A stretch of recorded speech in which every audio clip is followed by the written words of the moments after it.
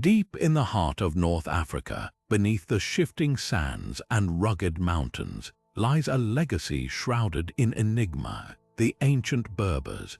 This civilization, one of the oldest and most influential in history, once stretched across vast territories, leaving behind whispers of their greatness in crumbling ruins and half-remembered tales.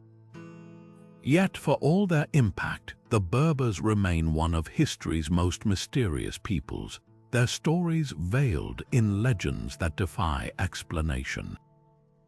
What if I told you that among their folklore are accounts of cities that vanished overnight, kings who communed with spirits, and warriors who wielded powers beyond human understanding?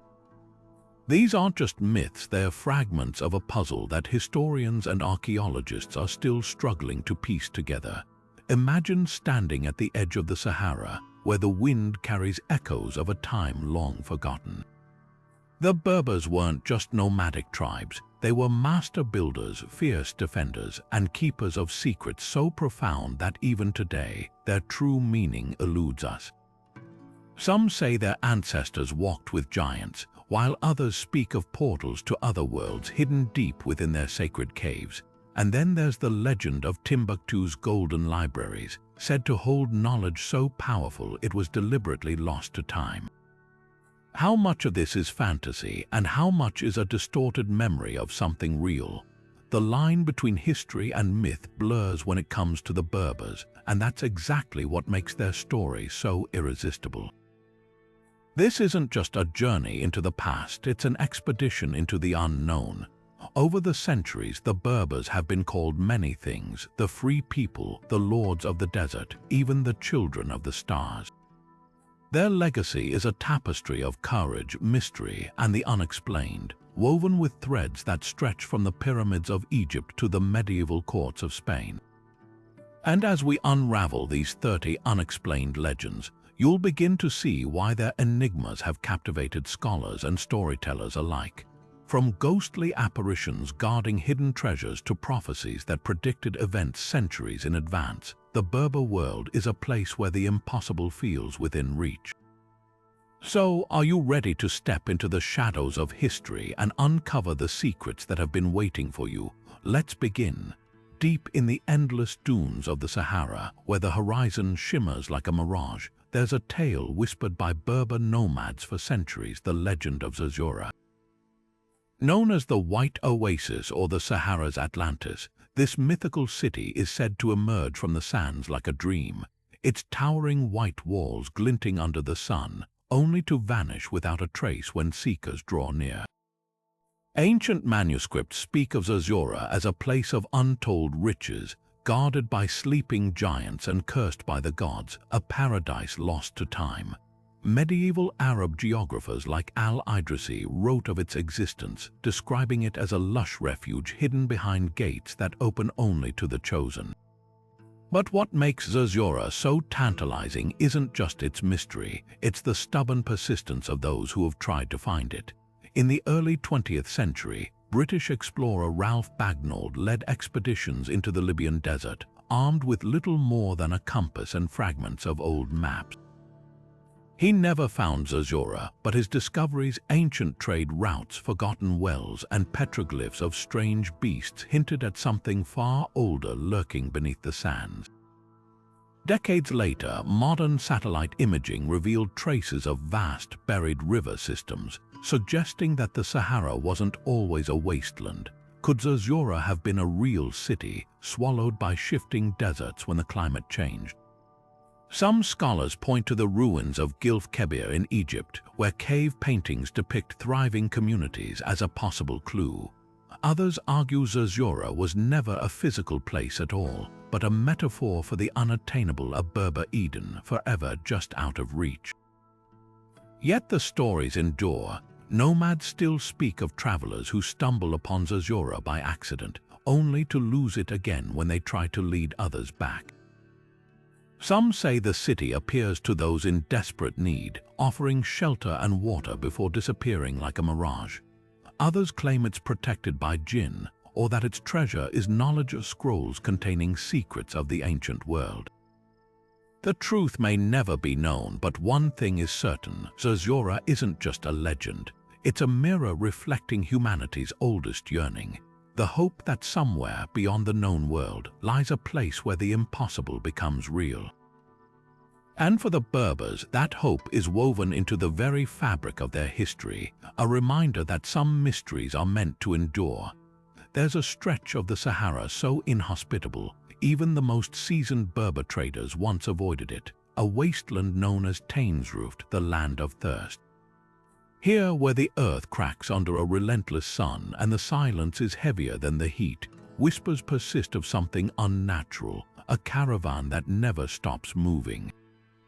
According to centuries-old Berber accounts, this spectral procession of merchants and camels materializes on the horizon, their silhouettes wavering like a heat mirage, only to dissolve into the dust when approached. But unlike Zerzura's elusive paradise, the ghostly caravan of Tanesruft carries no promise of refuge. It's a warning. The stories vary in detail but share a chilling core. Some say the caravan was a group of greedy traders who ignored the desert's dangers, pushing their luck and their camels beyond endurance.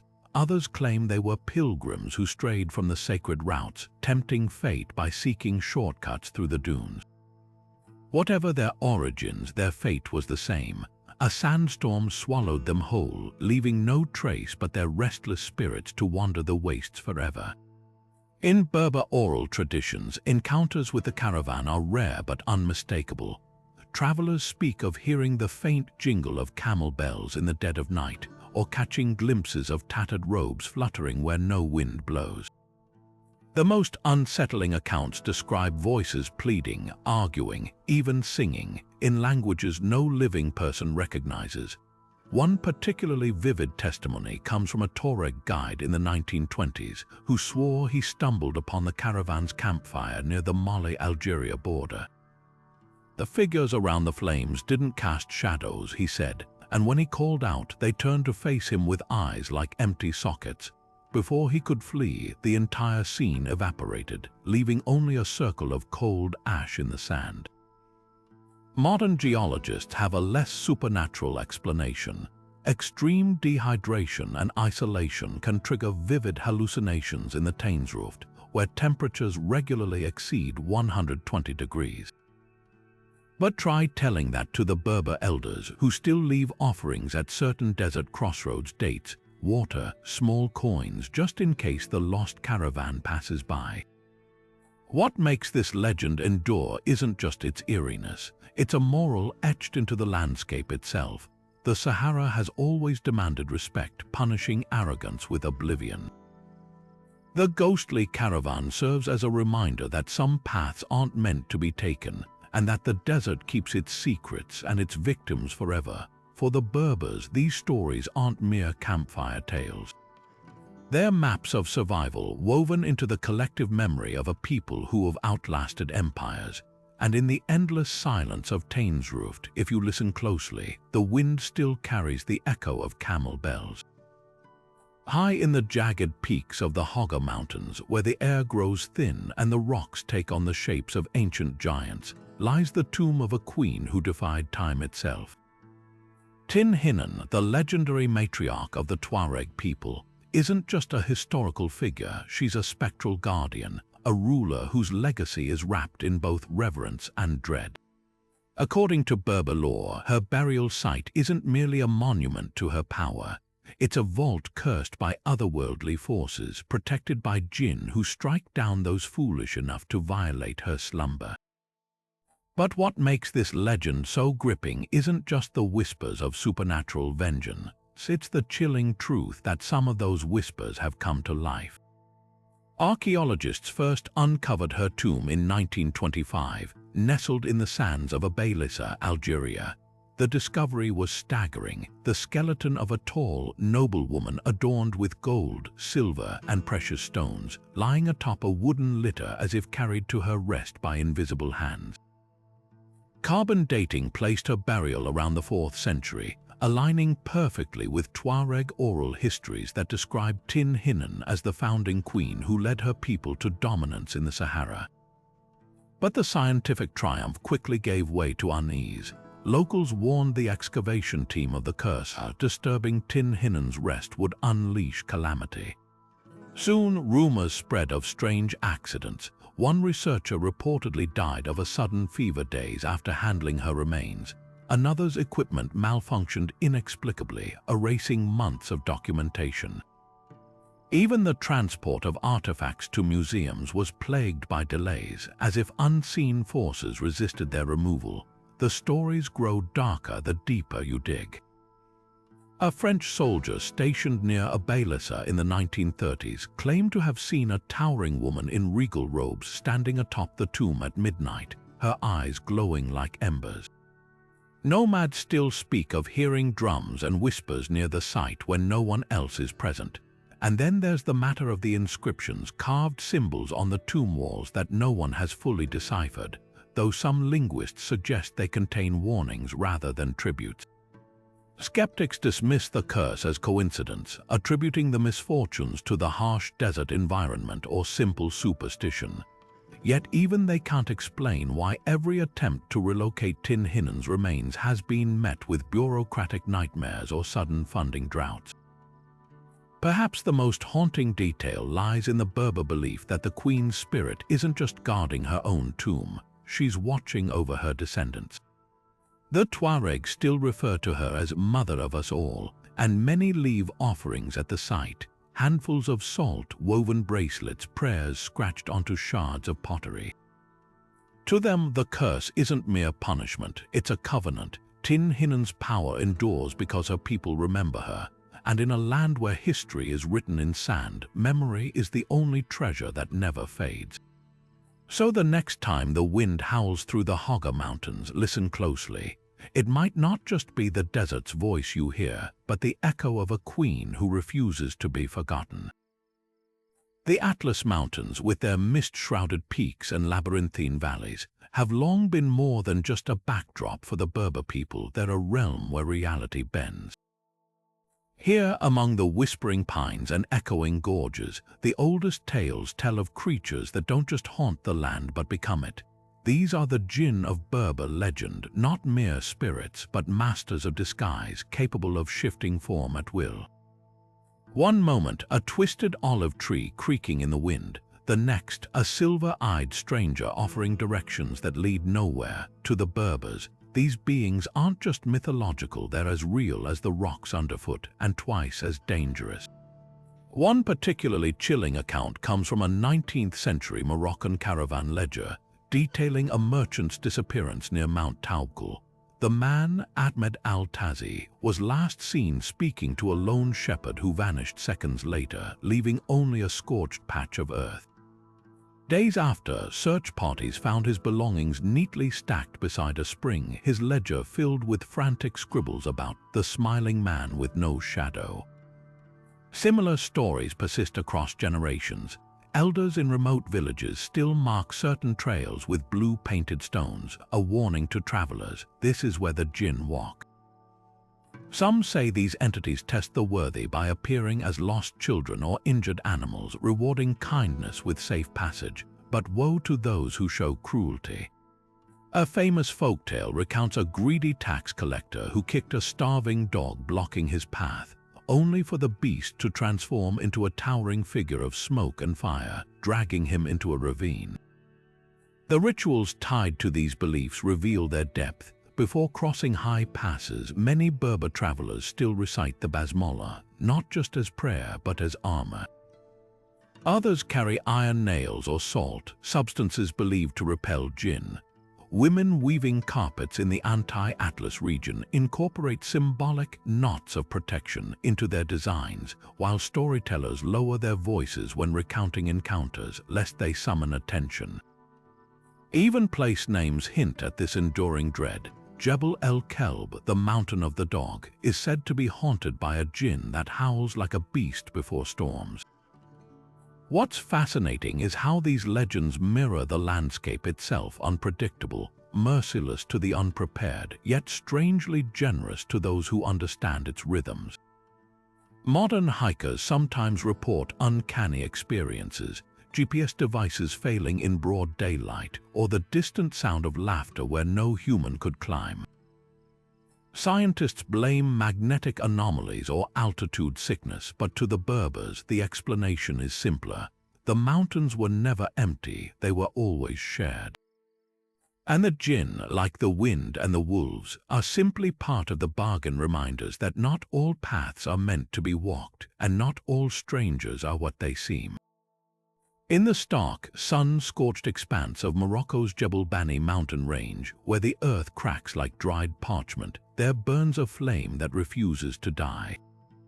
Known to the local Berber tribes as the breath of the earth, this eternal fire has flickered for centuries, defying logic and kindling legends. Scientists point to natural gas vents seeping through fissures in the rock, a phenomenon found in few other places on Earth. But to the amazing people, this isn't just geology at work. It's something far more profound. The oldest tales speak of the flame as a divine gift, lit by the hand of the god Amun as a beacon for lost travelers. One legend tells of a shepherd who stumbled upon the fire during a sandstorm, its light guiding him to safety, only for the flames to rise and form the shape of a woman in flowing robes before vanishing at dawn. Another account, passed down through generations of nomadic traders, claims the fire grows brighter when spoken to in Tamazight, the ancient Berber language, as if recognizing the voices of its people. Even the location seems deliberate, perched near a network of caves filled with prehistoric rock art, suggesting the site held spiritual significance long before modern explanations existed. What's undeniable is the awe it inspires. Visitors describe the flame as almost sentient, its blue-orange tongues dancing higher in response to footsteps or sudden breezes. In the 1950s, a French geologist attempting to extinguish it with water reported his tools rusting overnight, as if punished for the act.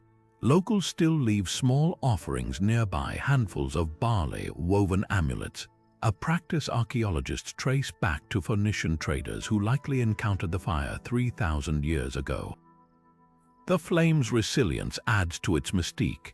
During rare desert floods, when water rushes through the dry wadis, the fire doesn't sputter. It burns defiantly beneath the torrent, earning its other name, the unyielding light.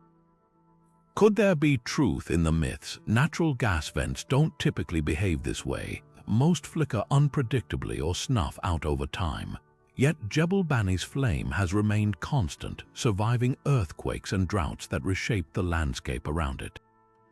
Some researchers theorize an undiscovered underground reservoir feeds it, while others speculate the mountain itself acts as a conduit for something science hasn't yet named. For the Berbers, the answer is simpler. The fire exists because it must be a reminder that even in the harshest of lands, there are forces older than memory and mysteries that refuse to be solved. Stand before it at dusk when the shadows stretch long across the rocks, and you'll understand why. This isn't just a geological oddity, it's a conversation between the earth and the sky, written in a language of flame. There's a place in Morocco's Erg Chebi where the desert doesn't just whisper, it sings. Stretching like a golden sea beneath the Saharan sun, these dunes are home to one of nature's most haunting melodies, the singing sands.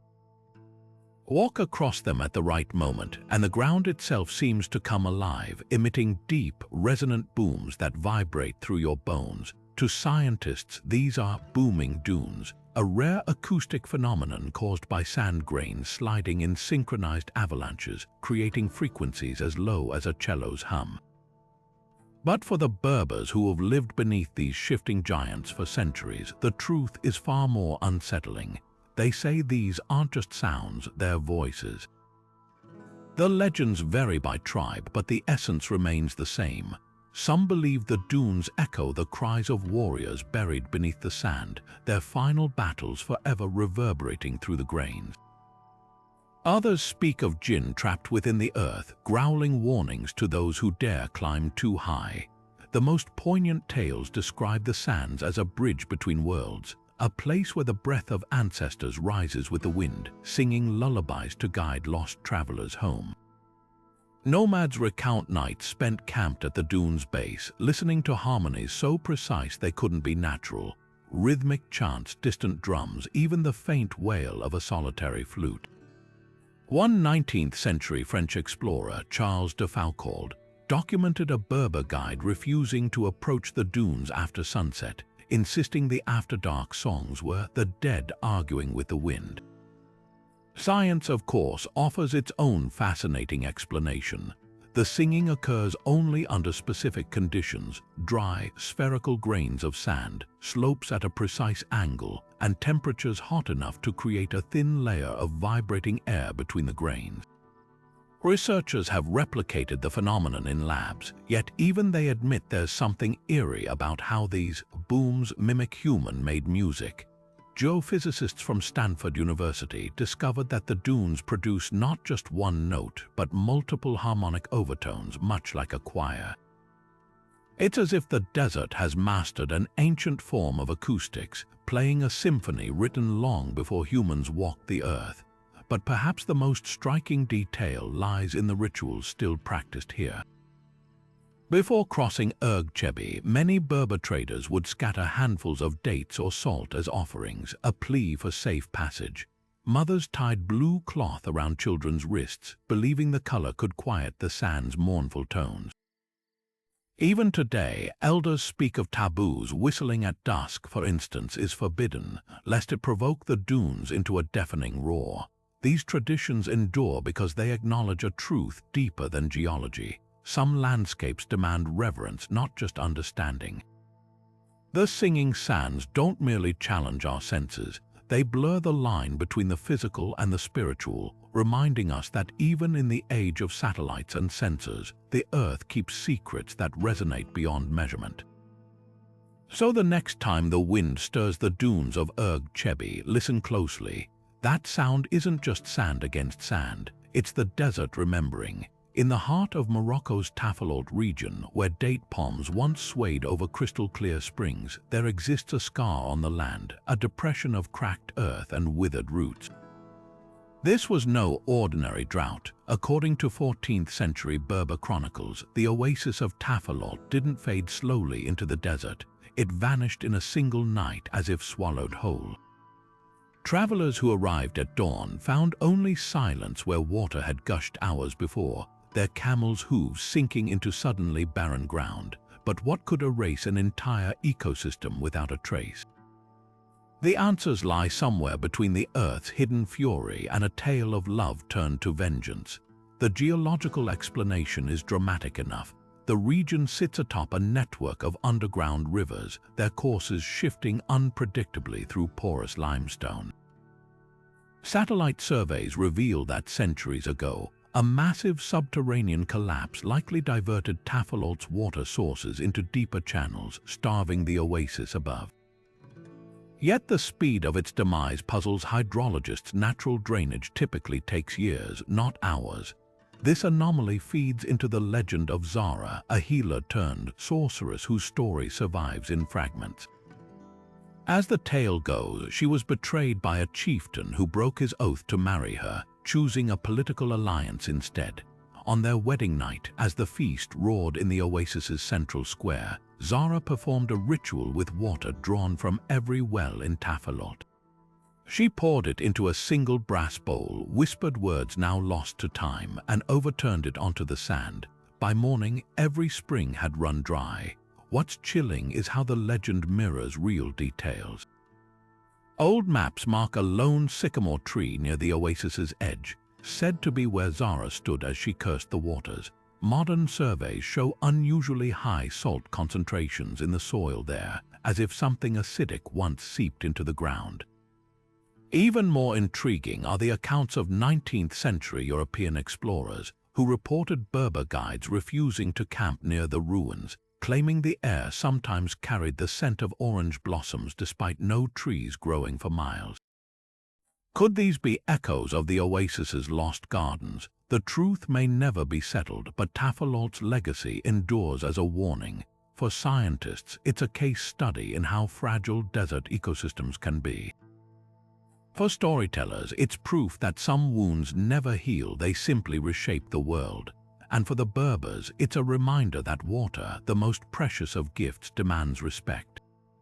To take it for granted is to risk losing it forever, whether to the whims of the earth or the fury of those betrayed by its flow. High in the jagged spine of the Aura's mountains, where eagles circle the clouds and even the wind seems to hesitate, lies a secret that has taunted explorers for 2,000 years, the final resting place of King Massinissa, the Lion of Numidia. This warrior king, who united the Berber tribes and defied Rome itself, was said to have been buried in a tomb carved into the sky itself, a chamber so high and hidden that no mortal could disturb his slumber.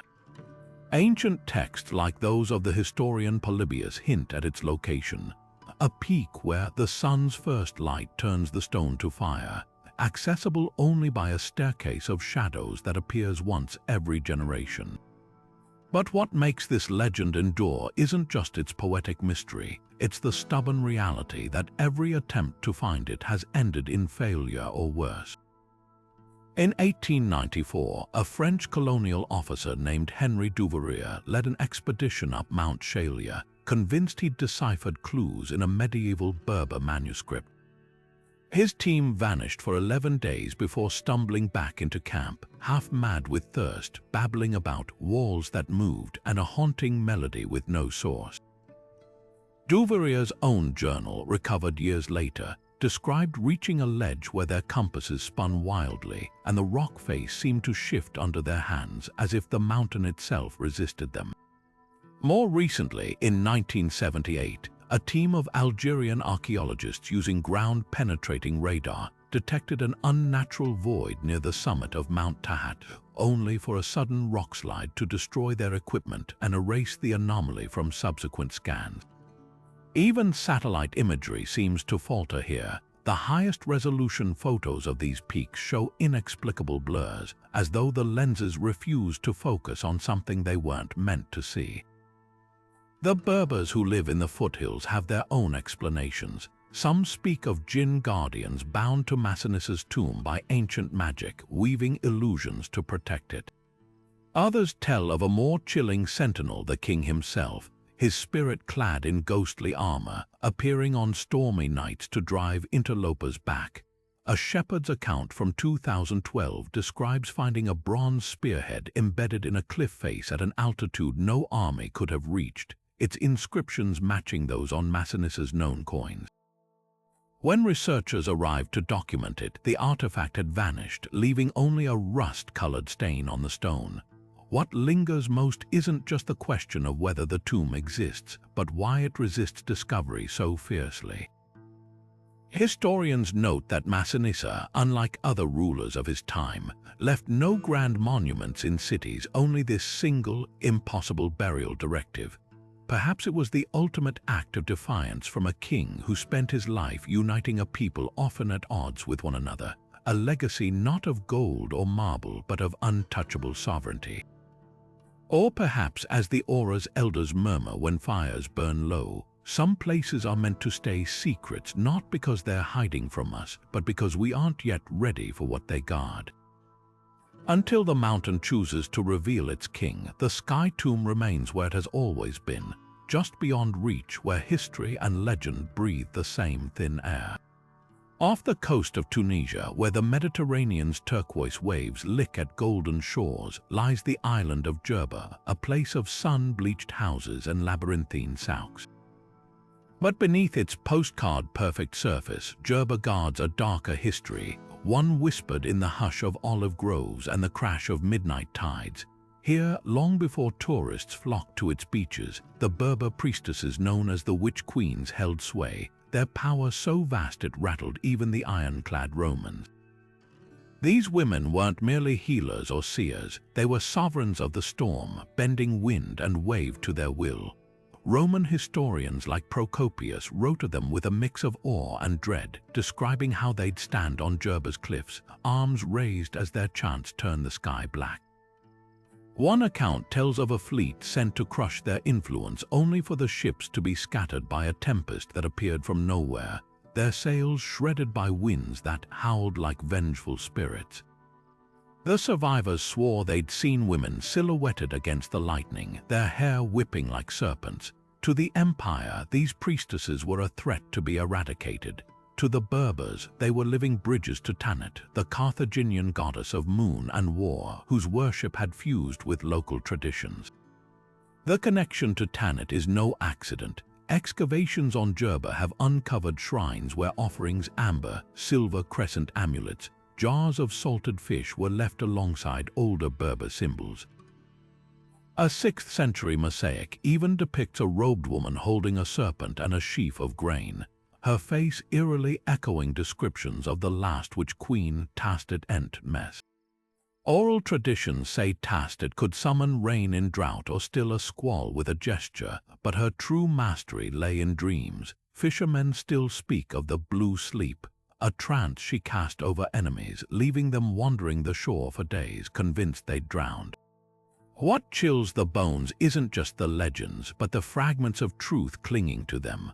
Modern meteorologists confirm Berber sits atop a confluence of air currents, making its weather notoriously unpredictable. Could the priestesses have read the sky signs like a language, predicting storms before clouds formed? Or was there something more? In 2018, archaeologists found a sealed chamber beneath a ruined temple, its walls etched with spirals that match whirlwind patterns. Inside lay a staff of whalebone crowned with iron, a conductor's baton for nature's fury. The Witch Queen's legacy endures in subtler ways too.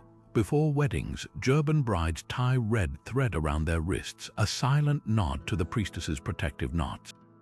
And when storms roll in, elders still murmur the old incantations, not to command the wind but to respect it, because some powers were never meant to be conquered. They were meant to remind us that the world is wilder than we know, and that the sea, like history, keeps its deepest secrets hidden beneath the surface. Deep in the twisted sandstone labyrinths of Algeria's Tassili and Naja, where the wind has sculpted cliffs into the shapes of screaming faces, there stands an army that never moves. These aren't mere rock formations to the Tuareg people. They're the petrified sentinels, warriors frozen mid-stride by a curse older than the Sahara itself. The legend tells of a battalion that marched into the desert to conquer a sacred oasis, ignoring warnings from local shamans. When they reached the plateau at dawn, the earth trembled and a blinding light spilled from the clouds. By nightfall, every soldier had become stone, their weapons fused to their hands, their mouths forever open in silent battle cries. What chills the spine isn't just the eerie realism of these formations, it's how closely they mirror petroglyphs found nearby. Ancient rock art in Tassili depicts figures with elongated heads and glowing eyes, some hovering above the ground, others wielding weapons that resemble no known ancient tools. French archaeologist Henri Lotte, who documented these paintings in the 1950s, noted bizarre details. Beings clad in what looked like helmets and suits, alongside depictions of round, disc-shaped objects hovering over villages. Skeptics argue these are stylized shamans or ritual costumes, but the sheer number of these images, over 5,000 spread across the plateau, suggests something far stranger. Parallels to other global myths only deepen the enigma. The Greek story of Medusa turning men to stone feels almost mundane compared to the Navajo tales of the stone people, warriors petrified by sky gods for their arrogance. In China's Shilin stone forest, local legends speak of an army transformed by celestial wrath, while Baltic folklore warns of sleeping knights who'll awaken at the world's end. But Tassili's curse carries a unique twist. Modern visitors report uncanny phenomena near the formation's cameras malfunctioning, temperatures dropping suddenly, or the faint sound of clashing metal when no one else is around. The region's UFO lore adds another layer. Pastoralists have long spoken of flying shields seen near Tassili, a term that predates modern aviation by centuries. In 2014, a geological survey team captured thermal images of the formations at night, images that showed heat signatures inconsistent with normal rock cooling patterns, as if residual energy pulsed through the stone. NASA's own studies of Tassili's magnetic fields revealed anomalies that distort compasses, similar to effects reported at alleged UFO landing sites in Nevada and Australia. Perhaps the most unsettling clue lies in the stone warrior's composition. Geologists confirm the figures aren't typical sandstone, but an unusually dense quartzite veined with metals like iron and nickel, materials known to conduct electricity. Some specimens, when struck, produce tones eerily similar to Tibetan singing bowls, a property not found elsewhere in the region. The Berbers have a saying about these sentinels: they aren't dead but dreaming. And if the desert ever decides to wake them, we might finally learn whether they were victims of a curse or witnesses to something science has yet to name. Beneath the crumbling arches of Timgad, a Roman Berber city buried by the Sahara's shifting sands, there's a doorway that shouldn't exist. Archaeologists call it Structure 19, a nondescript vaulted chamber deep in the ruins. But to the Tuareg nomads who have camped here for centuries, it's something far more unsettling. Bab al-Gaib, the door to the underworld.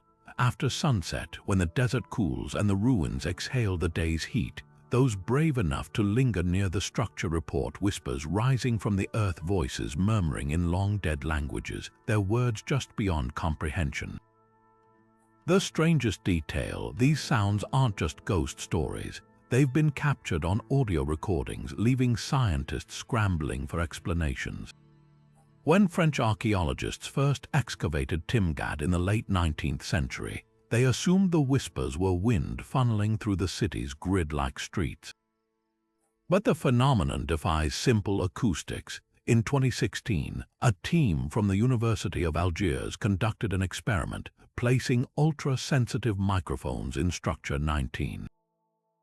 The results were chilling. Distinct phonetic patterns emerged between midnight and 3 a.m., repeating in 40-minute cycles. Linguists identified fragments of Tamazight, Latin, and an unidentified language with Semitic roots, none of which should overlap chronologically.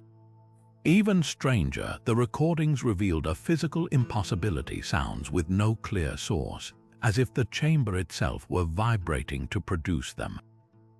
Geologists found no underground caverns or water channels to explain the echoes, just solid bedrock extending hundreds of feet down. Local legends offer a darker interpretation. Elders speak of Timgad's founder, Emperor Trajan, striking a bargain with underworld spirits to protect the city. When the Berber queen Kahina sacked Timgad in the 7th century, her warriors allegedly saw shadows pouring like smoke from the doorway, driving them back with unnatural terror. Modern paranormal investigators have documented similar phenomena. Thermal cameras detecting sudden cold spots near the structure, while electromagnetic field meters spike erratically, as if scanning for signals from another frequency. The most compelling evidence, though, lies in the architecture itself. Structure 19 isn't aligned with Timgad's Roman grid, but sits at a precise 13-degree angle, matching celestial positions during the summer solstice. The chamber's walls contain traces of cinnabar, a mercury-based pigment the Romans associated with portals to the afterlife. And then there's the floor, a single massive slab of basalt, its surface etched with spirals that match seismic charts of the region's fault lines. Could the chamber act as a natural amplifier, translating tectonic vibrations into audible sound? Or does that explanation only deepen the mystery? Why would ancient builders construct a room that turns earthquakes into whispers? Perhaps the truth lies somewhere between geology and mythology. The Berbers have long believed certain places exist at the threshold of worlds where stone remembers what flesh forgets. Stand in Structure 19 at midnight when the desert holds its breath, and you'll swear the voices are trying to form words, not warnings, not threats, but messages. The real question isn't whether the door exists, it's whether we're ready to listen. Among the shifting dunes of the southern Sahara, where the horizon melts into heat waves, the Tuareg people tell of an omen written not in the stars but in their very skin. For generations, certain lineages have been born with an indigo tinge to their palms and lips. a trait so distinct they became known as the Blue People. But this isn't just a quirk of genetics. According to their oral traditions, the color carries a warning etched in time, a prophecy of the Great Thirst, a day when the desert will expand its jaws and force humanity to march toward lands long forgotten. The science behind their pigmentation is fascinating enough. The blue hue comes from a compound called indigotin in the natural dyes of their traditional clothing, absorbed through the skin over years of wear. Yet the Tuaregs see deeper meaning in it. Elders speak of the first blue child born after a devastating drought in the 12th century, her hands the shade of twilight as if dipped in the coming night. They took it as a sign when the blue appears, the earth remembers its hunger, and the earth, it seems, has been remembering more often. Recent decades have seen a rise in these births, coinciding with the Sahara's southward creep at a rate of nearly 30 miles per year. What makes this legend so compelling is how it intertwines with observable history. Tuareg migration routes, meticulously recorded in song for centuries, show a gradual retreat from areas that are now barren wasteland. Their oldest ballads describe water sources that vanished lifetimes ago, places modern satellite imagery confirms once held vast oases. Even the timing of their prophecies aligns with climate data. The year the sky turned to salt, foretold in one poem, matches tree ring studies showing a cataclysmic drought around 1650. But the prophecy isn't just about loss, it's about survival.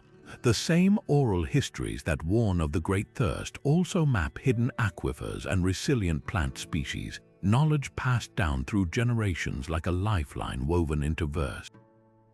In 2018, meteorologists were stunned when a Tuareg guide in Mali predicted an approaching sandstorm days before instruments detected it, a skill he credited to the Blue Dreamers, children who supposedly sense shifts in the wind before they happen.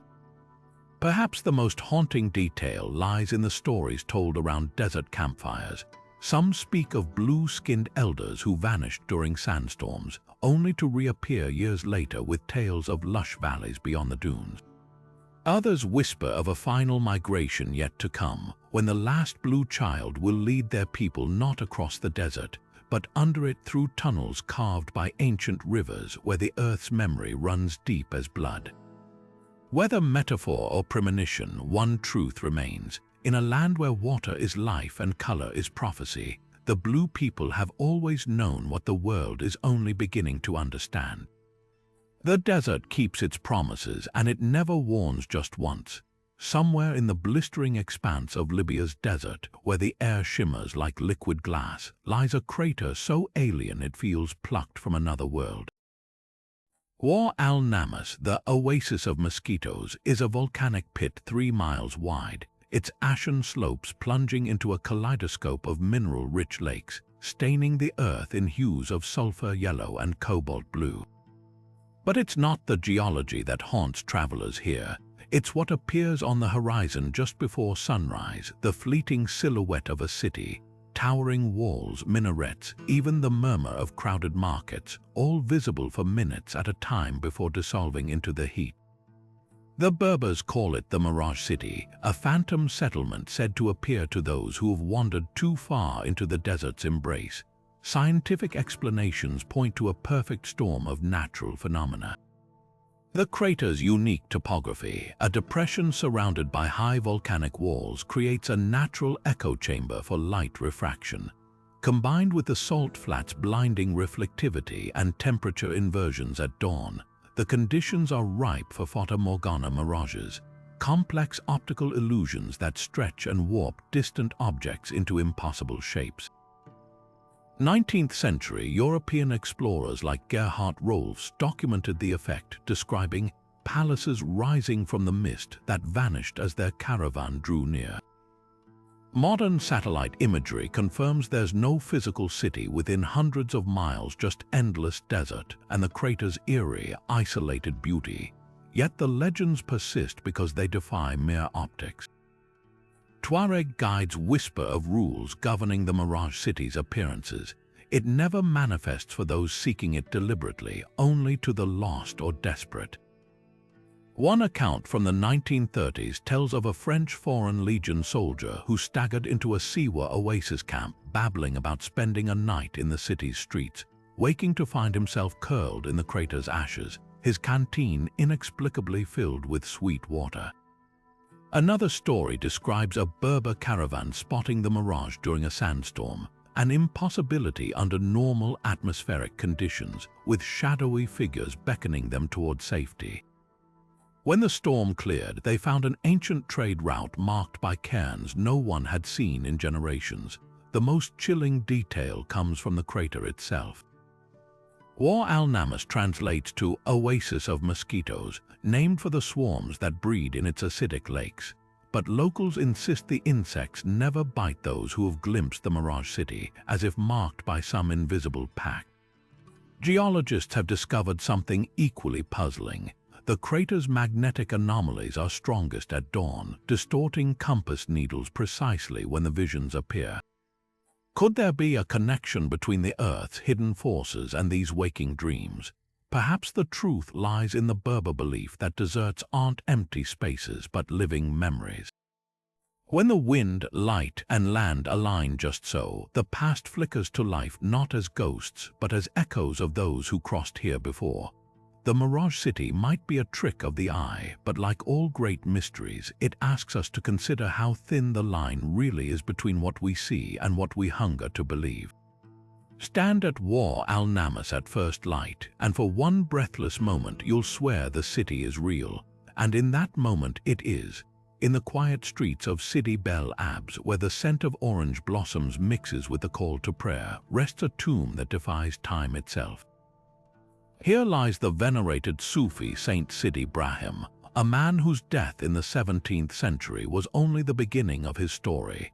Pilgrims from across North Africa whisper that his body remains untouched by decay, his skin still supple, his features serene, as if merely sleeping beneath the embroidered silks of his shrine. To the faithful, this isn't just a miracle, it's proof of divine favor, a sign that holiness can linger in the flesh long after the soul has departed. The shrine itself pulses with life, a sanctuary where the air hums with murmured prayers and the flicker of candlelight. Visitors tie scraps of cloth to the iron grills, each not a plea for healing or guidance. Some swear they've seen the saint's fingers twitch in the dim light, or felt a sudden warmth radiating from the tomb during midnight vigils.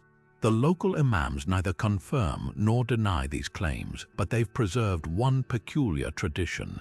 Every 7 years, the saint's body is ritually washed and reclothed in fresh linens, a ceremony witnessed only by a select few. Those who have participated describe the experience in hushed tones, speaking of a presence so palpable it leaves them trembling. Science, of course, demands skepticism. In the 1980s, a team of Algerian researchers secured rare permission to examine the body using non-invasive techniques. Their findings were puzzling. While the saint's skin showed signs of mummification, there were none of the preservatives, no resins, salts, or spices typically used in such processes. The climate of Sidi Bel Abs, with its humid winters and scorching summers, should have accelerated decomposition, yet the body remained eerily intact. Even more baffling were the temperature readings. The tomb's interior maintained a constant 70 degrees Fahrenheit, regardless of the weather outside, as if shielded by some unseen force. The legend stretches beyond the physical. Nomadic traders tell of crossing paths with a robed figure in the desert who offered them water from a brass cup, only to vanish, a figure they later recognized as Sidi Brahim from portraits at his shrine. Others claim the saint's tomb emits a faint glow during sandstorms, guiding lost travelers to safety. Historians note these stories mirror older Berber beliefs in living saints, individuals whose power transcends death, weaving them into the fabric of the land itself. Whether divine intervention or an unsolved natural phenomenon, the mystery of Sidi Brahim endures because it speaks to something deeper than curiosity. In a world obsessed with endings, his story suggests that some things, faith, memory, perhaps even love, refuse to fade.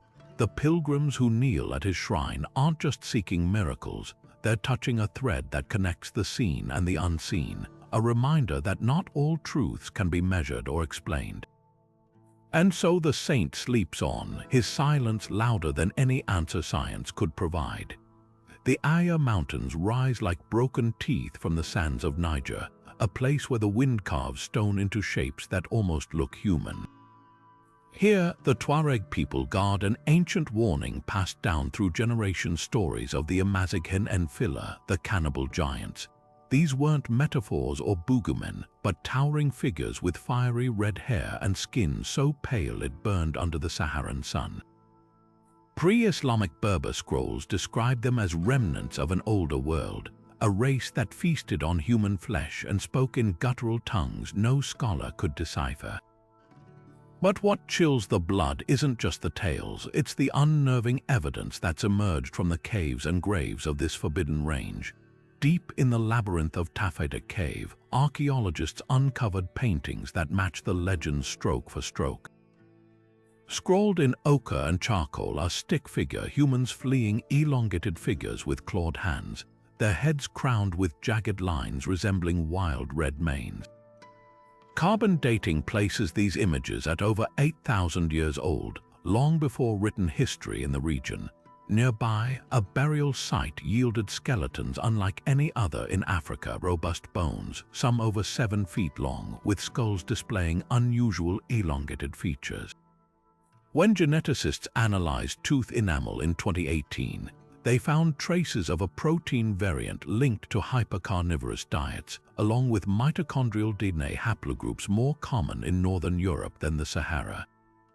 Local herders still avoid certain high valleys, speaking of stones that reek of copper after rain, a scent some anthropologists link to ancient blood rituals. The most disturbing account comes from a 20th-century Belgian ethnographer who lived with the Tuareg. He documented a ritual chant still performed during eclipses that describes the giants chewing the sky to bring darkness. The lyrics paralleled geological evidence of a massive solar storm around 5500 BC, which scorched the region with radiation. Could these stories preserve ancestral memories of real encounters with a lost hominid species? Or does the truth lie in the caves themselves, where strange magnetic anomalies make compass needles spin and whispers seem to echo from the walls long after your footsteps fade? The Aya Mountains keep their secrets locked tight, but one thing is certain. When the Tuareg tie blue cloth around their children's wrists at birth, they're not just warding off evil spirits. They're remembering, and in a land where every dune hides a story, some legends refuse to stay buried. They say the desert doesn't forget, and nowhere is that more terrifying than in the legend of the Night of the Black Wind. In the year 1899, a sandstorm unlike any other swept through the Tenere region of Niger, a roaring, suffocating wall of dust so thick it blotted out the sun for 3 days. But to the Tuareg who survived it, this was no ordinary storm. They called it Tagult Entenere, the Night of the Black Wind, and they swore it carried something more than sand. Those who sheltered in its path reported hearing voices in the howling gale wails of the lost, the betrayed, the vengeful dead. Historical records confirm the storm's brutality. French colonial documents describe entire caravans buried under dunes, their bodies found clutching each other in postures of agony. Meteorologists now classify it as a haboob, a rare weather phenomenon where collapsing thunderstorms trigger massive dust fronts. But science can't explain the eerie details etched into survivor accounts. A camel trader named Ag Mohammed, who hid beneath his overturned cart, wrote of shadows that moved against the wind, their outlines flickering like figures in a heat haze. Others spoke of hands skeletal and blackened reaching from the storm's heart, seizing those who dared peer outside. The storm's timing fuels the legend. It struck during the annual Eid al-Adha feast, a sacred moment when, according to Berber folklore, the veil between worlds grows thin. Locals believe the wind unleashed spirits wronged by greedy traders who'd poisoned oases with salt to monopolize water routes. Modern geologists note something peculiar. soil samples from the storm's path contain abnormally high levels of arsenic, a toxin linked to ancient mining operations. Could the vengeful dead have been more than just myth? Perhaps the most chilling evidence lies in the storm's aftermath. Survivors who inhaled the black dust reported shared nightmares, visions of a ruined city swallowed by sand, its gates marked with symbols matching pre-Islamic Berber curse tablets. Decades later, archaeologists excavating the area uncovered just such a settlement beneath the dunes, its walls scorched as if by some unimaginable heat. The desert remembers, and sometimes when the wind howls just right, it reminds us that not all storms are born of weather. Some are born of rage. Deep in the sun-scorched wastes of Libya's Fezzan region, where the ruins of the Garamantian Empire crumble beneath the dunes, lies a mystery that's lured explorers to their deaths for centuries: the Golden Library of Garama.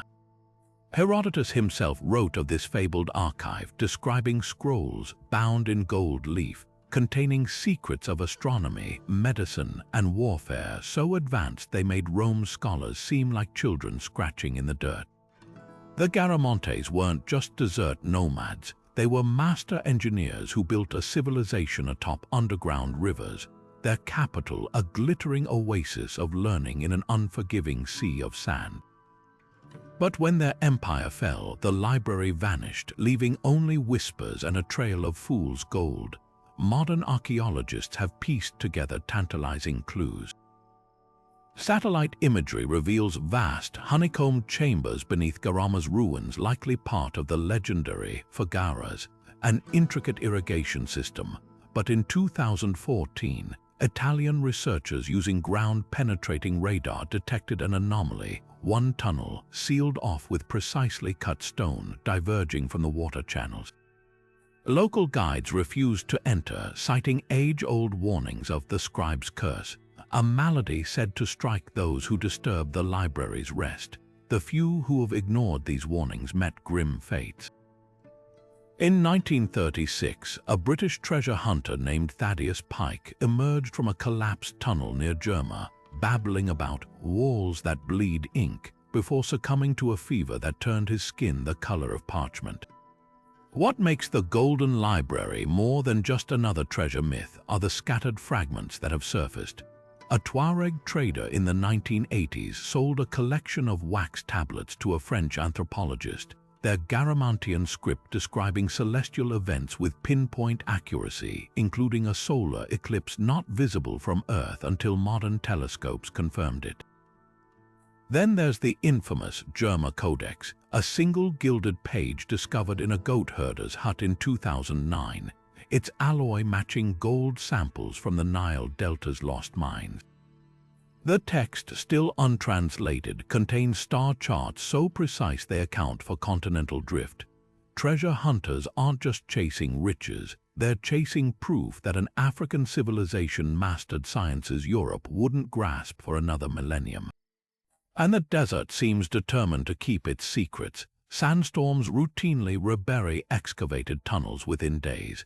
Equipment malfunctions near certain ruins, with drone cameras capturing blurred figures that vanish upon review. Even the stars here seem to mislead. Celestial navigation near Garama's coordinates fails inexplicably, as if the land itself resists discovery. Perhaps Herodotus knew more than he let on when he wrote that the Garamantes laugh at those who seek what they guard. The joke, it seems, is still on us. In the labyrinthine alleys of Gardaya's ancient Mozabite quarters, where the whitewashed walls seem to lean in to listen, there's a ritual that defies the boundary between the living and the dead. Here, beneath the dim glow of oil lamps, elders gather in secret chambers to consult advisors unlike any other. The talking skulls. These aren't mere relics or macabre trophies. According to centuries of Berber tradition, they're vessels of wisdom, their hollowed eye sockets flickering with the knowledge of ancestors who refused to be silenced. Witnesses describe the skull's jaws moving in unnatural unison with their words, voices rasping like wind through dry reeds as they offer counsel on everything from drought forecasts to marital disputes. But how does a bone speak? The answers lie somewhere between sacred tradition and the eerie limits of human perception. The rituals follow a precise cadence. A skull, often passed down through generations, is placed atop a woven reed stand adorned with symbols from the Ibadi Islamic tradition, a faith unique to the Mozabites. The eldest present anoints it with drops of water from the Mzab River, believed to carry the memories of the dead. Then the questions begin. Accounts from French ethnographers in the colonial era document skulls responding in ancient Tamazight dialects, sometimes contradicting one another in heated debates. One particularly chilling record describes a skull screaming warnings in a voice identified by villagers as a local martyr killed 2 centuries prior. The descriptions are so consistent across generations that anthropologists have struggled to dismiss them as mere folklore. Science offers 2 compelling theories. The first points to ventriloquism, a skill honed by Mozabite elders who have mastered the art of throwing their voices into hollow objects, a technique amplified by the skull's natural acoustics. The second theory delves into mass hallucination triggered by sensory deprivation. The consultation chambers, often windowless and thick with the smoke of sacred herbs, create conditions ripe for altered states. Combine that with the rhythmic chanting and the psychological weight of ancestral veneration, and it's possible for collective minds to conjure voices from silence. Yet neither theory fully explains the skull's uncanny knowledge of forgotten family secrets or their ability to predict events like the arrival of rare desert rains. The most haunting detail, though, isn't the voices, it's the skull's alleged autonomy. Multiple witnesses swear they've seen unattended skulls shift position overnight, their teeth marks found on offerings of dates left nearby. In 2019, a team from the University of Algiers tested one skull with motion-sensitive cameras. The footage revealed no movement, but audio pickups captured faint vibrations in the bone at frequencies just below human hearing, a phenomenon also observed in certain resonant minerals found in the Mzab Valley's bedrock. Could the earth itself be whispering through these relics? For the Mozabites, the truth is simpler. The dead don't speak because they've ever left, they speak because the living still listen. And in a land where the past is written not in books but in the very stones, some conversations were never meant to end. In the salt-crusted wastelands of Tunisia's Jerid region, where the cracked earth stretches endlessly under a merciless sun, the nights belong to the Gulat, the were-hyenas. These aren't mere folktales whispered to scare children. They're survival stories born from an era when hunger twisted reality itself. The legends speak of men who shed their skins under the full moon, their bodies contorting into hulking, laughing beasts with eyes that glow like embers. But what makes these accounts so chilling isn't just the imagery, it's how closely they mirror real tragedies written in the land's scars. Historical records from the 18th and 19th centuries reveal a grim pattern. During the Great North African famines, when crops failed and wells ran dry, desperate survivors reported packs of hyenas stalking villages with uncanny intelligence, avoiding traps, unlatched gates with their paws, even recognizing individual humans who'd hunted their kind before. One particularly harrowing account from 1842 describes a Bedouin woman who swore she saw her missing husband's face reflected in a hyena's eyes moments before it lunged. Similar testimonies piled up across the Jerid, where famine turned the line between man and predator dangerously thin. Anthropologists trace the were-hyena myth to a brutal symbiosis. Hyenas, drawn by the scent of death, became shadow companions to starving communities. Their eerie vocalizations, laughter like whoops that mimic human hysteria, fueled beliefs they were mocking their prey. But the darkest twist lies in the rituals. Some famine-era graves exhumed in the 20th century showed strange markings, bodies buried face down with stones in their mouths, a practice traditionally reserved for suspected shape-shifters. Forensic analysis revealed bite patterns on the bones matching both human teeth and hyena jaws, suggesting gruesome acts of survival cannibalism later blamed on cursed individuals. Modern science offers a lens into the horror.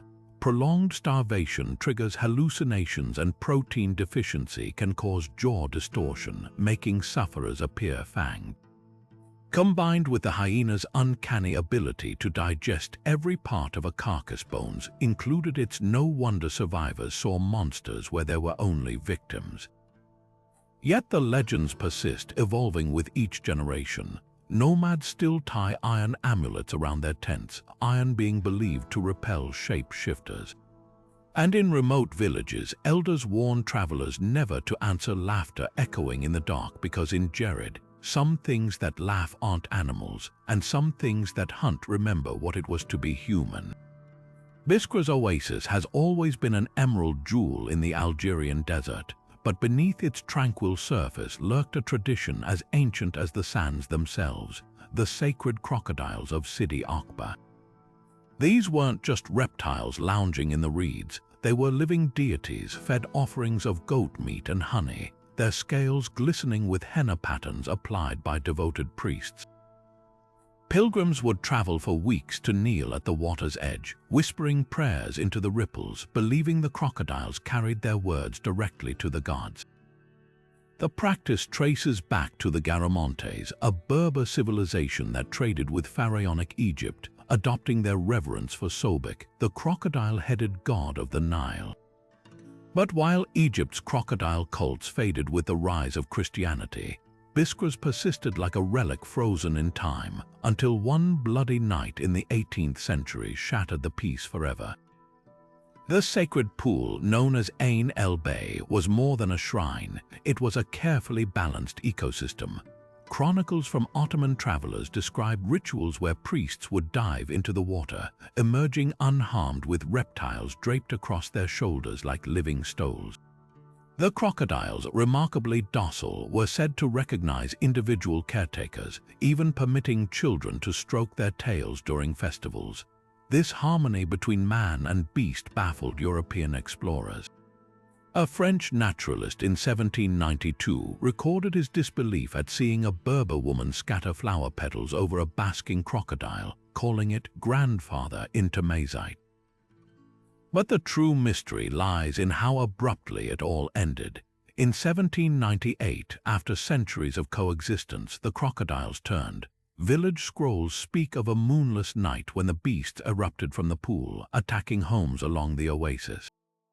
By dawn, 14 people lay dead, their bodies marked not with the ragged tears typical of crocodile attacks, but with precise, almost ritualistic wounds, a single bite to the throat, as if drained rather than devoured. The surviving priests, in an act of terrified defiance, poisoned the pool with bitter apple pulp, killing every last sacred guardian. Oddly, when the water cleared, no crocodile corpses were found, only drag marks leading deep into the desert, as if the creatures had crawled away to die in secret. Modern herpetologists speculate drought or disease could have triggered the aggression, but the timing raises eerie questions. The attacks coincided precisely with Napoleon's invasion of Egypt, when French soldiers looted Sobek's temples, desecrating mummified crocodiles by the dozen. Coincidence? The Berbers didn't think so. To this day, elders warn that the sacred crocodiles weren't merely animals, they were vessels for something far older. Dive into Ain el-Bay's waters now, and you'll find it lifeless, its bed littered with corroded amulets and the occasional glint of gold. But on still nights when the desert holds its breath, some say the reeds shudder without wind, and the shadows at the water's edge ripple just a second longer than they should. The plains of Zama in Tunisia seem quiet now, golden waves of barley rustling under the North African sun. But centuries after Scipio Africanus crushed Hannibal's forces here in one of history's most decisive battles, the land refuses to let go of its ghost. Farmers tending their fields at dusk report an eerie phenomenon: the disembodied clang of steel on steel, war cries in languages no one recognizes, and the thunder of invisible horses charging across terrain where no hoofprints mark the earth. These aren't just campfire tales, Military historians have documented nearly 200 accounts from as early as the 18th century, all describing the same phantom battle replaying under specific conditions, when the air hangs thick before a storm or when the barley sways unnaturally against the wind. One particularly chilling testimony comes from a French colonial officer's diary dated 1894. Stationed near Zama to oversee road construction, Captain Lucien Moreau wrote of being jolted awake by screams outside his tent. Rushing into the moonlit fields, he and his men found nothing until the sounds began. Not echoes, he insisted, but clear as parade drills, the scrape of gladius on shield, the snap of arrows in flight, even the wet gasp of a dying man's breath beside my ear. When dawn broke, his unit discovered their compasses spinning wildly, as if magnetized by some unseen force. Modern geologists have since identified Zama's unique electromagnetic properties. The plane sits atop intersecting quartz veins that act like natural recording devices, potentially storing energy from the battle's colossal violence. 20,000 men locked in combat, their blood soaking the same soil that now vibrates with their memory. But science alone can't explain why these manifestations strike such visceral fear. Local Berber communities speak of the Haroka, spirits of warriors denied proper burial, doomed to reenact their final moments. Elders avoid the plains after sunset, leaving offerings of salt and olive oil at the edges, a tradition tracing back to Punic funeral rites. Even more unsettling are reports from combat veterans who have visited the site. A group of retired Tunisian soldiers participating in a 2018 historical reenactment abandoned the event after several members suffered panic attacks, swearing they'd seen spectral ranks forming in the distance. Psychiatrists note parallels with collective PTSD, theorizing that generations of war trauma, from Carthage's fall to World War Roman II tank battles, have layered the landscape with psychic scars. Perhaps the most haunting evidence lies in the land itself. Archaeologists studying the battlefield's topography noticed anomalies, crops growing in unnatural circular patterns where no irrigation exists, as if something beneath the soil repels roots. Thermal imaging reveals cold spots precisely where ancient sources place Hannibal's elephant core, their phantom heat signatures flickering like dying embers. The Romans believed places of great death became numinous, thresholds where the veil thinned. Standing at Zama at twilight, as the wind carries whispers too rhythmic for chance, you start to wonder if they were right. The battle ended over 2 millennia ago, but for some it seems the war never stopped. In the parched expanse of Morocco's Dra Valley, where the earth cracks like an old manuscript, a lone acacia tree stands apart, not for its size or shape, but for the dark, viscous liquid seeping from its trunk. To the untrained eye, it might resemble sap thickened by drought, but to the local Amazigh tribes, this is Tisant endidiame, the tree that bleeds, a living enigma that defies both botany and belief. Scientists who have sampled the substance confirm it's a rare phenolic compound, a plant's desperate defense against infection. Yet the elders tell a different story, that the tree weeps the blood of sacrifices made to the ancient spirits of the land, and that its crimson tears mark a pact older than memory.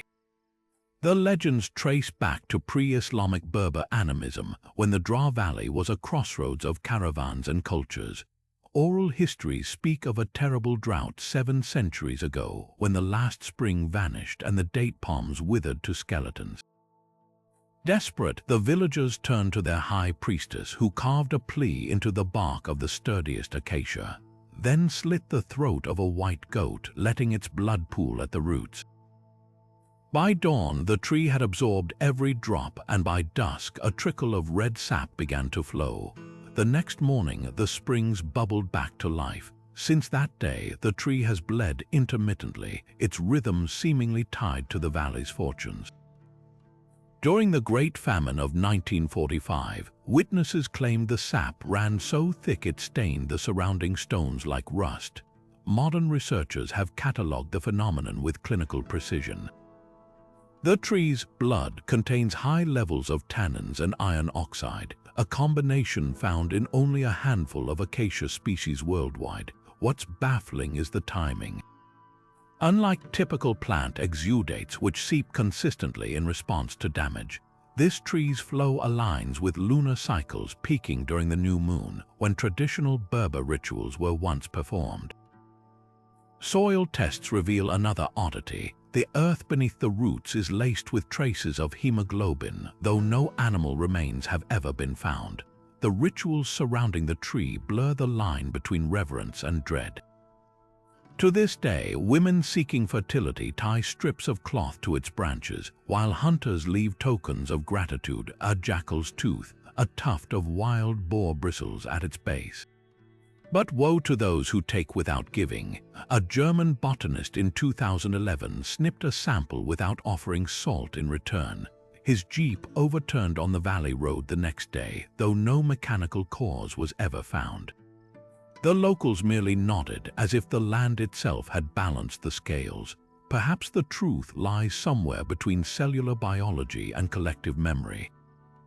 The tree's sap may be a quirk of chemistry, but its legend is a testament to how deeply the Berbers once understood their environment, not as separate from themselves, but as a living, responsive force. Stand beneath its gnarled branches when the sun hangs low, and you'll swear the red droplets glisten like freshly spilled blood. And in that moment, it doesn't matter whether the tree bleeds from disease or divinity. What matters is that the land remembers, and some secrets refuse to dry up. High in the rugged peaks of Algeria's Kabylie region, where the mist clings to the cliffs like a mourner's veil, there once walked a woman who spoke with the voice of the earth itself. They called her Tassadit Entakvelit, the sleeping prophetess of Kabylie, a seer whose trances unlocked visions of calamities yet to come. Unlike the dramatic convulsions of the oracle at Delphi or the cryptic mutterings of European mystics, Tassadit's gift was eerily quiet. She would lie motionless for days, her breath so shallow her family would press mirrors to her lips to check for life. Then, without warning, she'd sit bolt upright, her eyes still closed, and recite precise details of droughts, landslides, or invasions, events that would unfold weeks or even years later with unnerving accuracy. What sets her apart from other prophetic traditions is the chilling specificity of her predictions.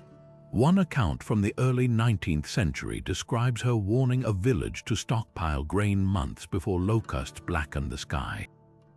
Another tells of her accurately naming the day a landslide would bury a neighboring hamlet right down to the hour. Unlike the vague, symbolic pronouncements of Delphi, Tassadit's visions read like meteorological reports.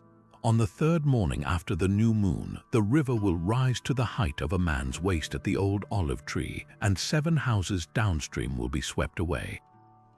Survivors later counted exactly 7 ruins where she'd indicated. Modern neurologists might recognize something familiar in her episodes.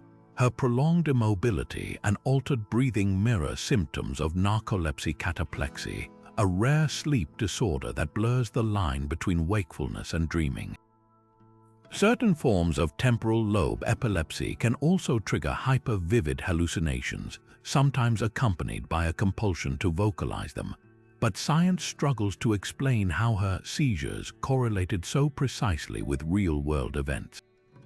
Researchers have even floated the idea of quantum entanglement, that her brain somehow tuned into the vibrational frequency of future events, though such theories remain firmly in the realm of speculation.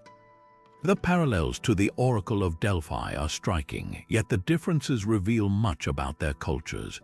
While the Pythia inhaled toxic fumes to induce divine madness, Tassadit's trances were self-contained, almost meditative.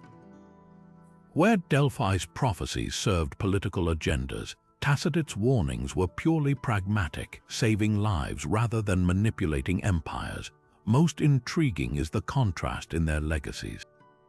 The oracle's temple lies in ruins, her rituals fossilized in textbooks, but in Kabylie, the prophetess's influence lingers. Elders still interpret dreams through her methods, and before major decisions, some whisper a prayer to she who sleeps but sees. Perhaps the most haunting clue to her authenticity lies in the land itself.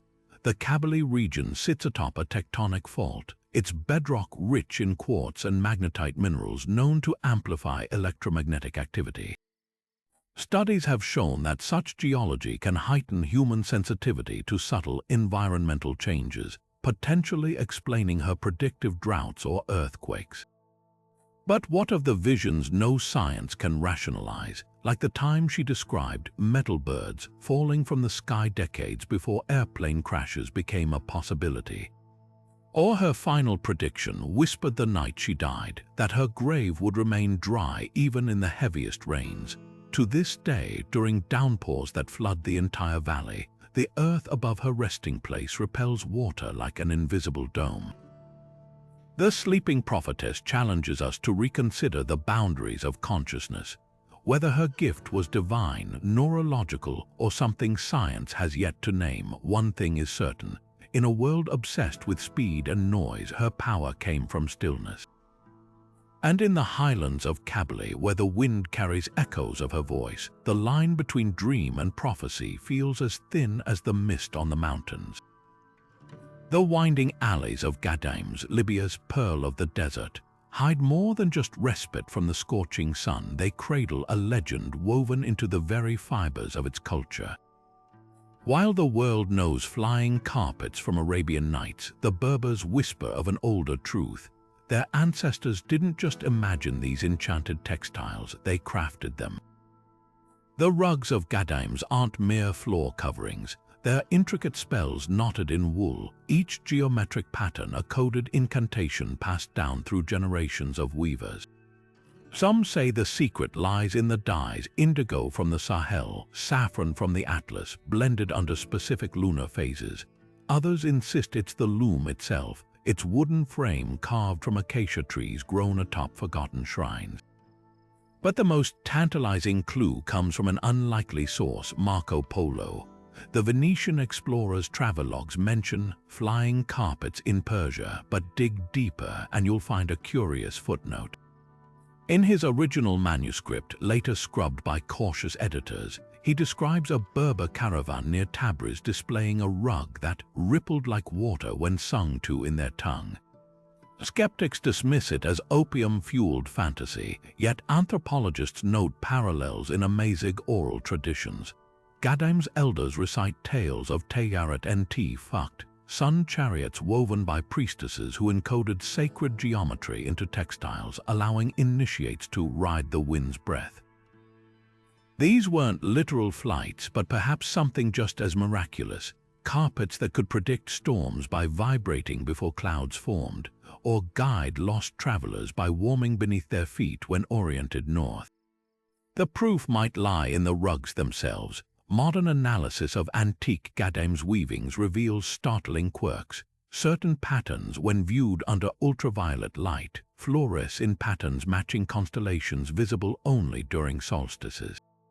Others contain layers of magnetite-rich thread, subtly aligning with Earth's magnetic field, a feature NASA studied in 2008 for potential navigational applications.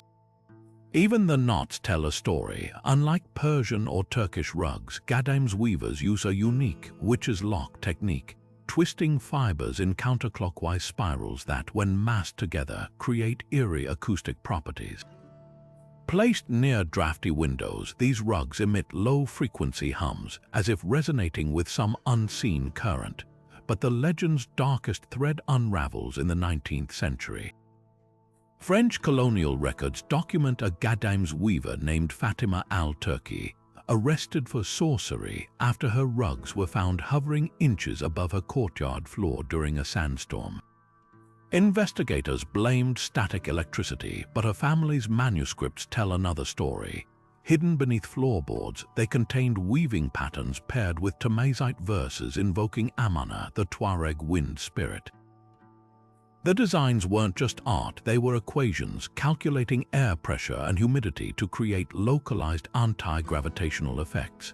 Fatima's descendants still weave these patterns today, though they'll coyly insist their rugs no longer fly. Unless, of course, you ask at twilight, when the desert wind sighs through the loom's warped threads, and the shadows of hanging carpets ripple like wings against the walls. Deep in the sands of Mauritania's Adrar Plateau, where the desert stretches into silence, lies a well so feared even the bravest nomads whisper its name, Bir al-Hikayat, the well of forgotten tongues. Unlike other desert water sources, this one doesn't promise life. It steals something far more precious, speech. For centuries, travelers who drank from its waters emerged unharmed but mute, their ability to form words erased as if plucked from their throats by invisible hands. The few who recovered described a chilling sensation, not pain, but a weightless void where language once lived, as if their very thoughts had been untethered from meaning. Historical accounts paint a haunting picture. An 11th century caravan log recounts how a group of traders camped near the well awoke to find their linguist, a man fluent in 7 languages, reduced to frantic gestures and animalistic grunts.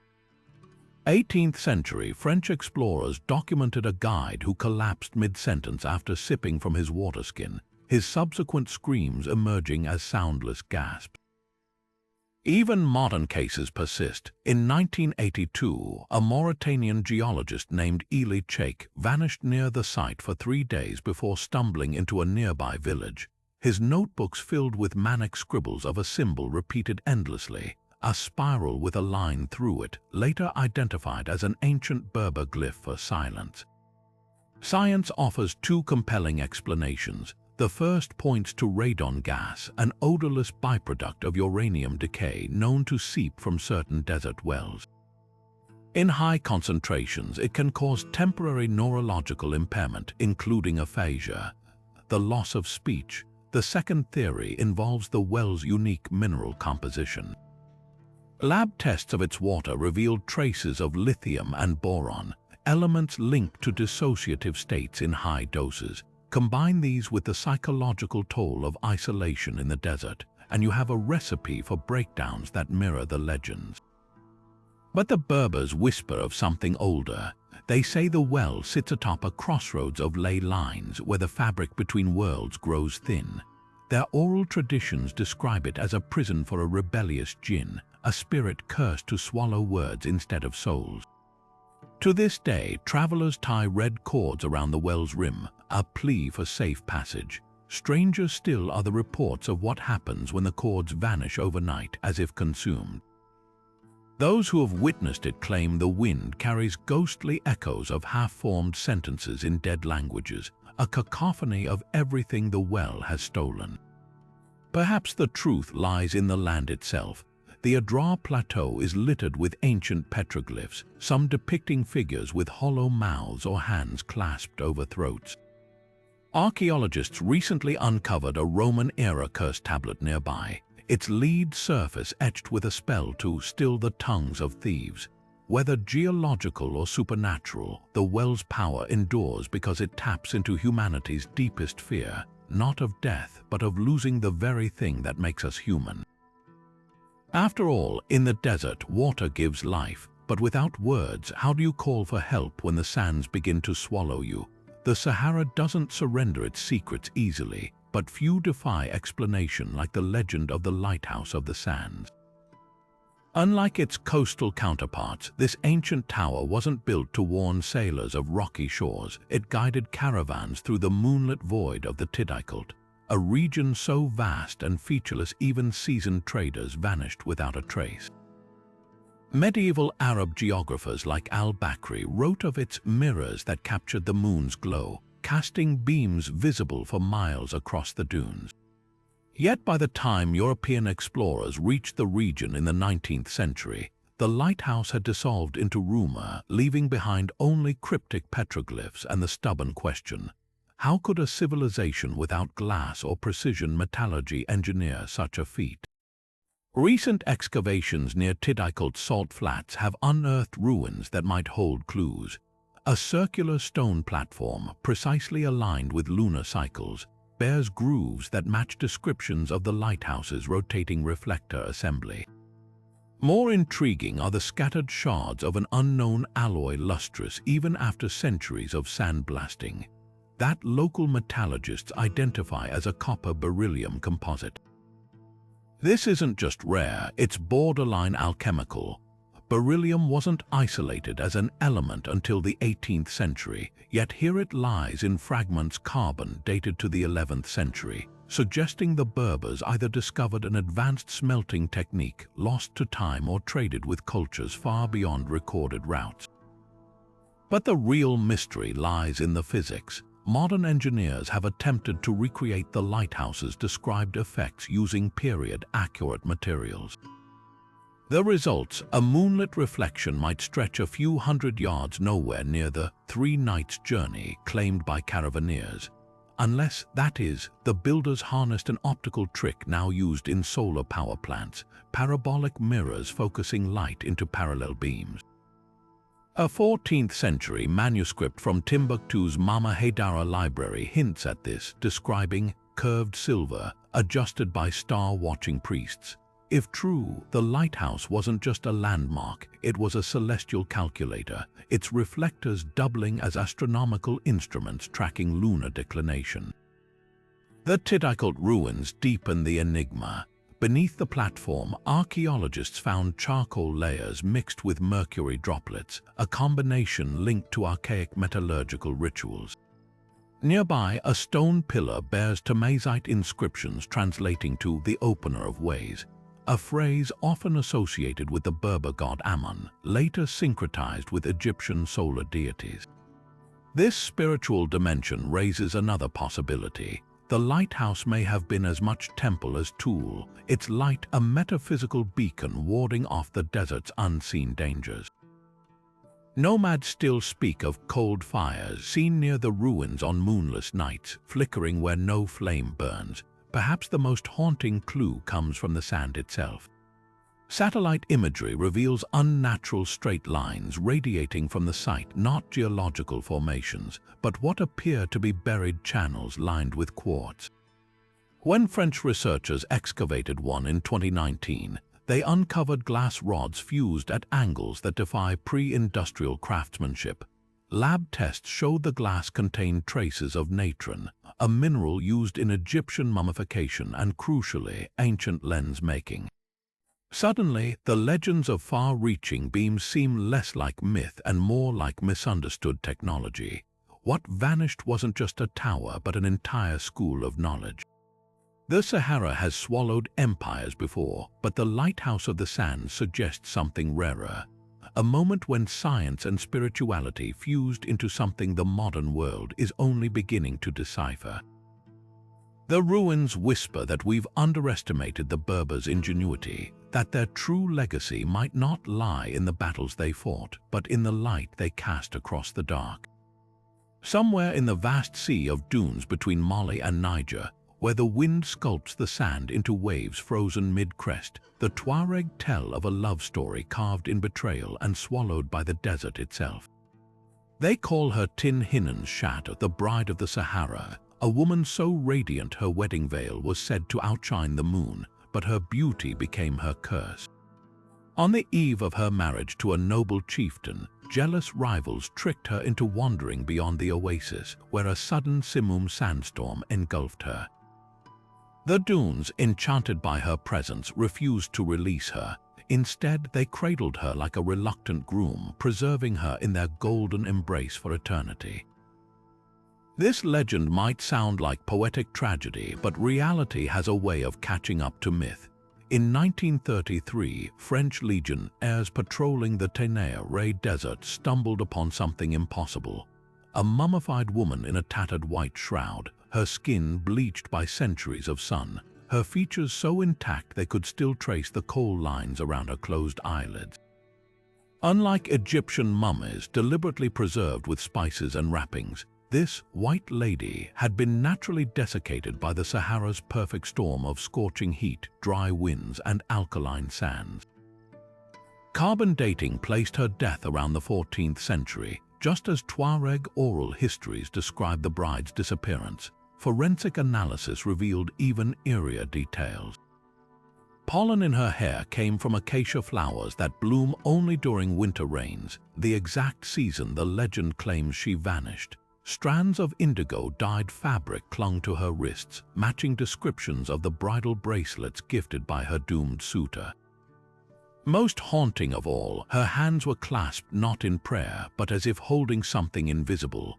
The Tuareg nod knowingly when they hear this. Their version of the tale claims the desert left her clutching a handful of sand that would never slip through her fingers, a cruel wedding gift from the dunes.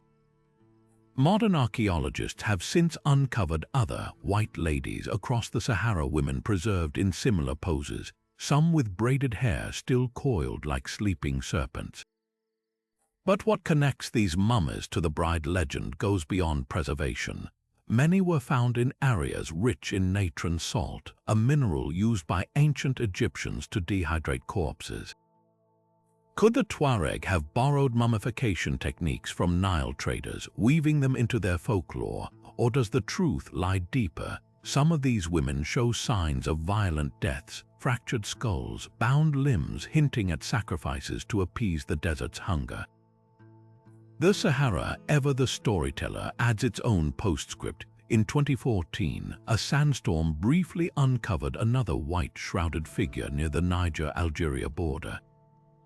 By the time researchers arrived, the dunes had reclaimed her, leaving only a single indigo thread snagged on a thorn bush.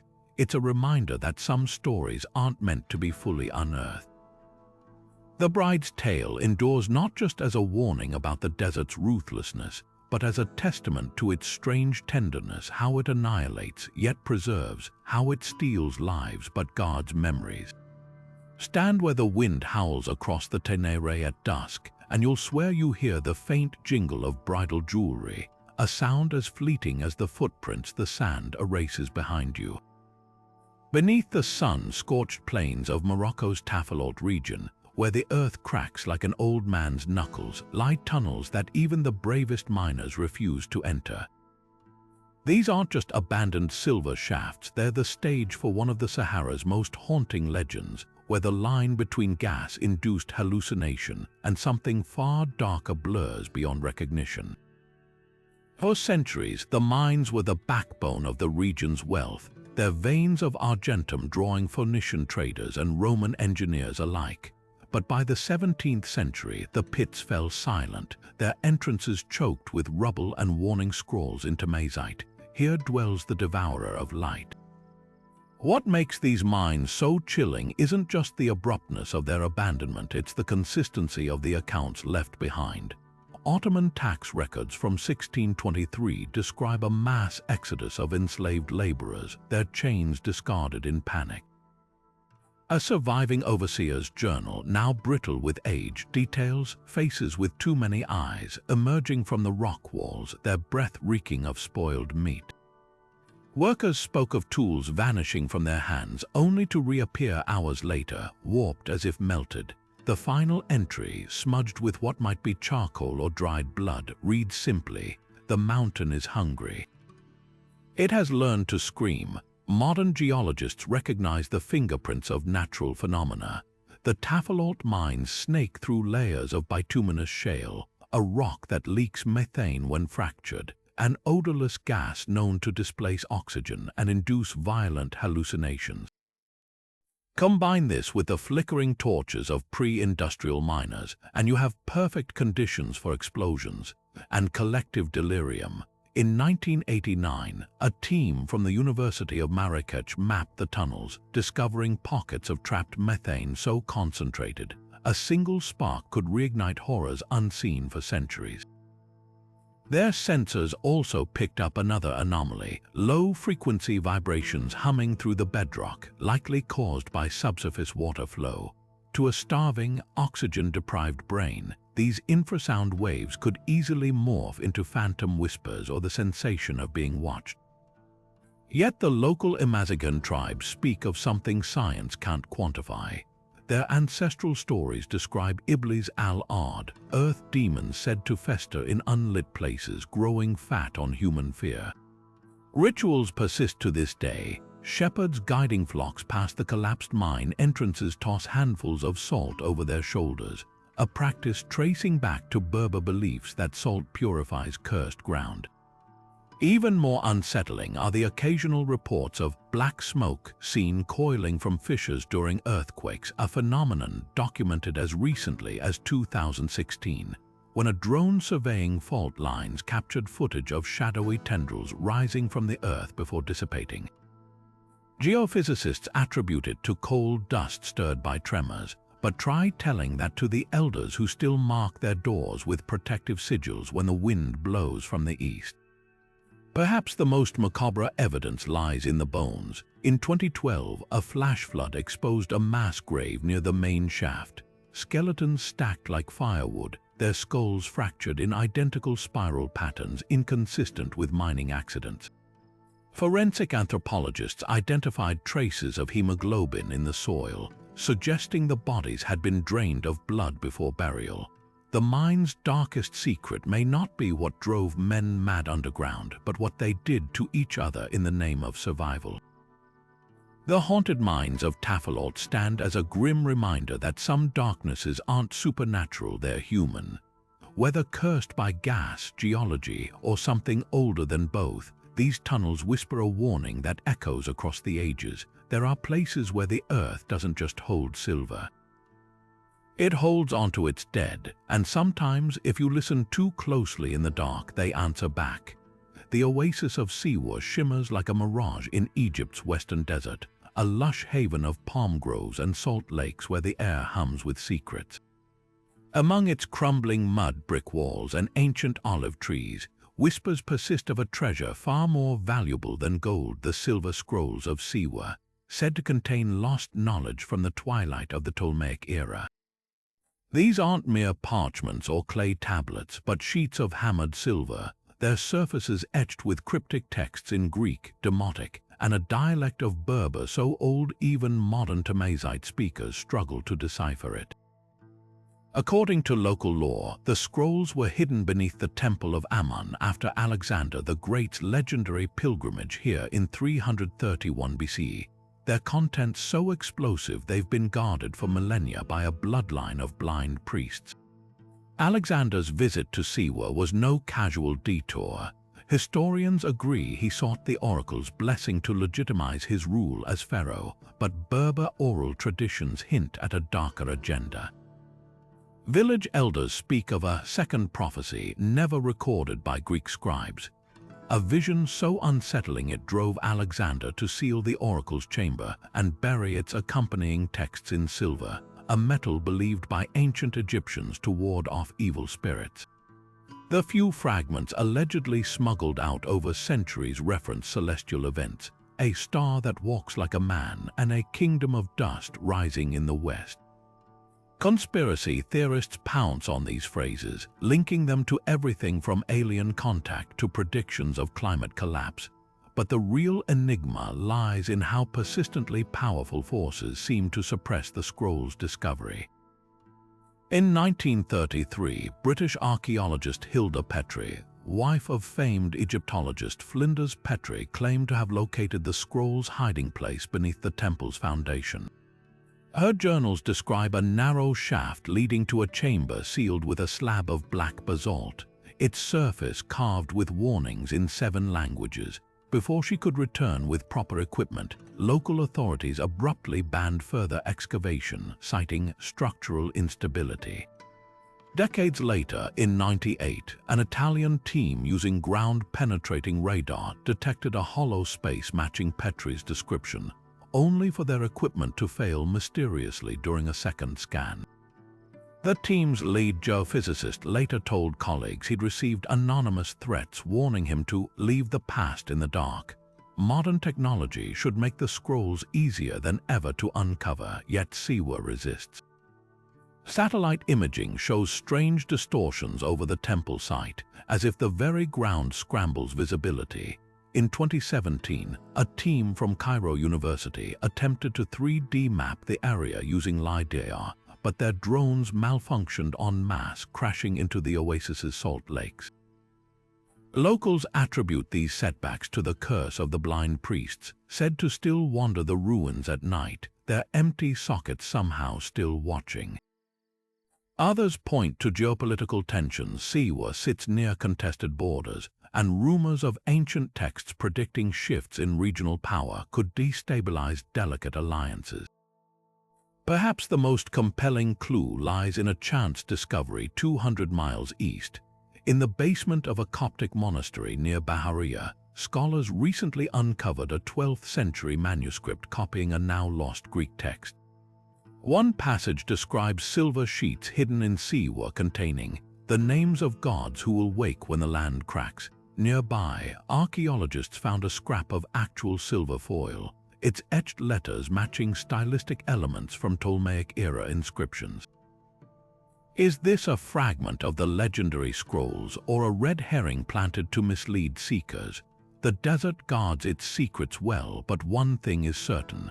The longer the silver scrolls remain buried, the louder their silence echoes across the centuries. And in Siwa, where Alexander himself came seeking answers, the sands still murmur that some truths aren't meant to be unrolled. The flames rose high on the slopes of the Auras Mountains, casting long shadows over Queen Kahina's final stand. Wounded but unbowed, the warrior queen of the Berbers gathered her remaining followers and uttered words that would echo far beyond her lifetime. They will break our bodies, but never our spirit. The land will remember, and when the time comes, it will rise again through you. With that, she drew her dagger and plunged into the chaos of battle, leaving behind not just a legend, but a prophecy that would fuel resistance for centuries to come. Kahina's last words weren't just a defiant cry, they were a blueprint for survival. Born in the 7th century, she united the Berber tribes against the Umayyad Caliphate's relentless expansion, becoming one of history's few female military leaders to command widespread loyalty. Roman historians like Procopius documented her tactical genius, but it was her uncanny foresight that cemented her myth. Before her death, she allegedly ordered the destruction of North Africa's farmland, a scorched earth tactic meant to starve the invaders into retreat. To her enemies, it was madness. To her people, it was sacrifice, proof that she valued freedom over comfort, legacy over life. What makes her prophecy so enduring is its eerie adaptability.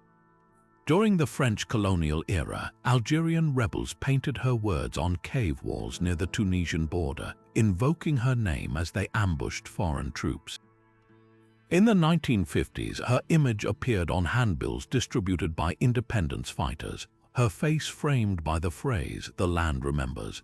Even today, amazing activists use her story to protest cultural erasure, arguing that her vision of resistance transcends time. The specifics of her prediction when the time comes remain tantalizingly vague, allowing each generation to interpret it through their own struggles.